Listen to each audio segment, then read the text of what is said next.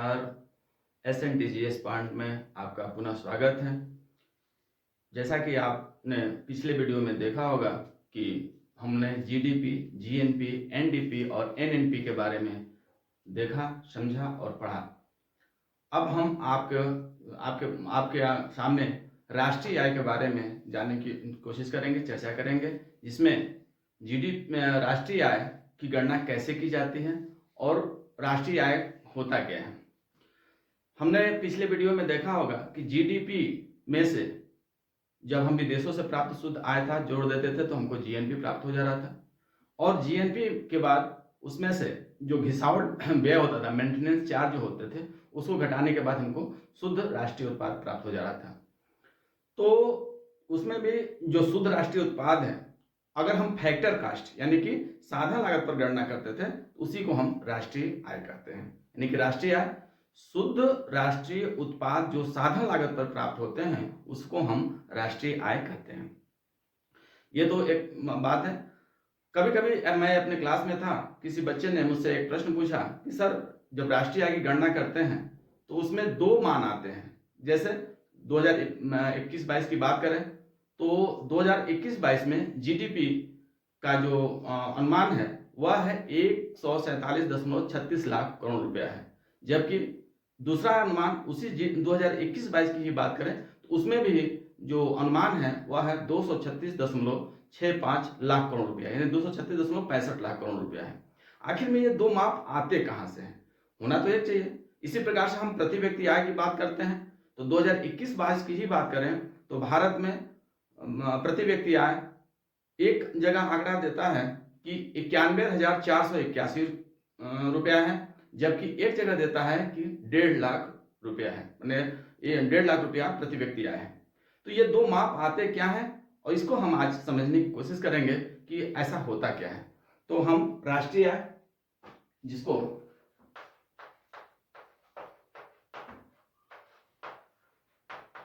हम national income भी कहते हैं,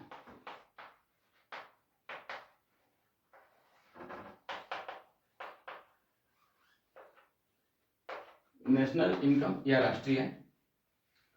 राष्ट्रीय आय जो सैद्धांतिक रूप से आपने देखा होगा कि एनएनपी इन फैक्टर कास्ट को ही हम एनआई यानी नेशनल इनकम कहते हैं। इसकी चर्चाएं बहुत हो गई हैं। अब हम यहाँ पे चर्चा करेंगे कि इसके दो माप क्यों आते हैं। नेशनल इनकम की जब गणना करते हैं हम, तो जैसा कि आपको 2021-22 की बात करें तो इसमें एक आंकड़ा है स्थिर मूल्य पर। स्थिर मूल्य पर जो है इसका जो मान है, माप आया हुआ है, वो आया है आपका 147.36 लाख करोड़ रुपया। और एक जो चालू मूल्य पर बात करें तो वो आया है 236.65 लाख करोड़। अब ऐसा दो आंकड़े आए कहां से, एक स्थिर मूल्य पर और एक चालू मूल्य पर। तो जो मेरा मुख्य टॉपिक है, हमको यह समझना कि स्थिर मूल्य या चालू मूल्य होता क्या है। स्थिर मूल्य को अंग्रेजी में हम बेस प्राइस कहते हैं और चालू मूल्य को हम करेंट प्राइस कहते हैं। भारत के संदर्भ में बात करें तो हर साल बेस ईयर, हर साल नहीं, हर 4 या 5-6 साल के बाद बेस ईयर बदलता रहता है। अभी जो 2020-21 की हम बात करें, ये है आंकड़े 2021-22 की तारीख, और इसकी जो गणना की गई है बेस ईयर की, वो की गई है 2011-12 के आधार पर। यानी कि भारत में जो बेस ईयर है अभी फिलहाल वह है 2011 और 12 के आधार पे। अभी जांच हो, मतलब इस पर चर्चा हो रही है कि अब इसको बदला जाए, क्योंकि बहुत साल 10 साल हो गए, 10 साल में हर 5 साल पे रिन्यू होता है और 17-18 होने की संभावना है, लेकिन अभी इसका आधिकारिक नहीं। अभी भी अगर कहीं एग्जाम होता है, उस एग्जाम में अगर पूछा जाए कि बेस ईयर भारत में वर्तमान में क्या है, तो अभी भी आप उसका उत्तर 11-12 देंगे। आगे भविष्य में जब बदलेगा तो उस पर हम लोग क्या कर देंगे।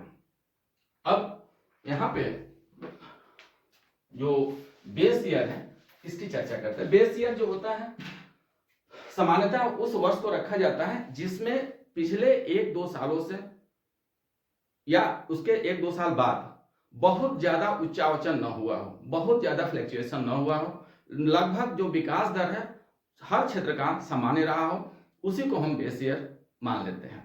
उसमें जो कीमत होते हैं, कीमत का ही इसका महत्व होता है, क्योंकि जैसे मान लीजिए हम बेस ईयर 11-12 की बात करें तो उसमें अब 2011-12 में एक उदाहरण लेते हैं। मान लीजिए गेहूं जो है, गेहूं का एक उदाहरण लेते हैं। गेहूं जो है 10 रुपया किलो रहा होगा, 10 रुपया किलो रहा होगा पर केजी। और मान लीजिए कि 1000 केजी उत्पादन हुआ होगा।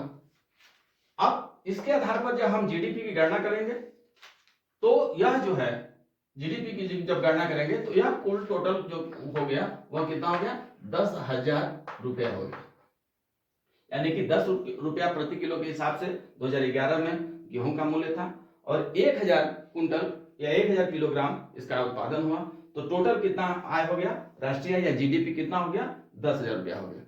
अब सपोज करिए अब 2000 हम 21-22 की बात करें और आज गेहूं का मूल्य 10 रुपया के बदले 20 रुपया प्रति केजी हो जाए और इसके आधार पर उत्पादन सपोज करिए इतना ही रहे, 1000 किलो ही रहे, तो इसका जो हमारा जीडीपी होगा वो हो जाएगा 20,000 रुपया।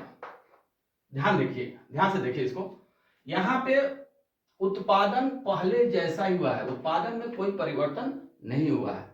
बावजूद इसके जब हमारा जीडीपी है, जो हमारा इनकम है, वह दुगुना बढ़ गया है। तो इसलिए यह जो दुगुना बढ़ा है वह इसलिए नहीं बढ़ा कि हमारा उत्पादन बढ़ा है, बल्कि इसलिए बढ़ गया कि इसका मूल्य बढ़ गया है। तो इसीलिए जो बेस ईयर वाला जो मूल्य होता है इसको कहते हैं वास्तविक मूल्य, इसको हम वास्तविक मूल्य भी कहते हैं।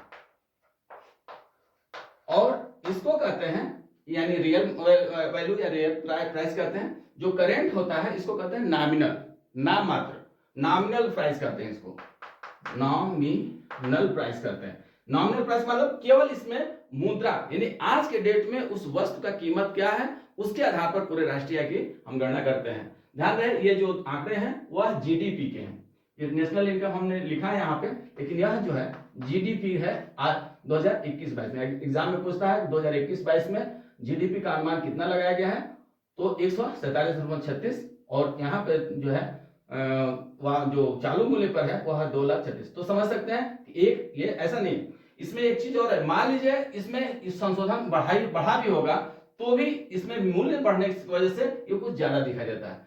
तो हम राष्ट्रीय आय की गणना थोड़ा सा भ्रमित कर देता है, वास्तविक रूप से कोई उत्पादन हुआ नहीं, बढ़ा नहीं, बावजूद इसके उसमें जो है वृद्धि दिखाई दे रही है। वृद्धि दिखाई देने की वजह से हमारा जो वास्तविक गणना है वह ज्यादा दिखने लगता है, जबकि वास्तव में होता नहीं है। इस बात को समझने के लिए ही हम दो आधारों पर गणना करते हैं, स्थिर मूल्य और चालू मूल्य पे। तो आप समझ गए होंगे कि चालू मूल्य और स्थिर मूल्य की गणना क्यों करते हैं, कैसे करते हैं। इसी के बाद एक आता है प्रति व्यक्ति आय। प्रति व्यक्ति आय की गणना भी हम किस प्रकार से करते हैं इसकी चर्चा हम अगले वीडियो में करेंगे। अगले वीडियो में हम प्रति व्यक्ति आय तथा और इससे राष्ट्रीय आय से संबंधित बातें जो है इस पर चर्चा करेंगे। आशा है आपको राष्ट्रीय आय का चालू मूल्य और स्थिर मूल्य, जिसको नॉमिनल और रियल वैल्यू के रूप में समझ गए होंगे।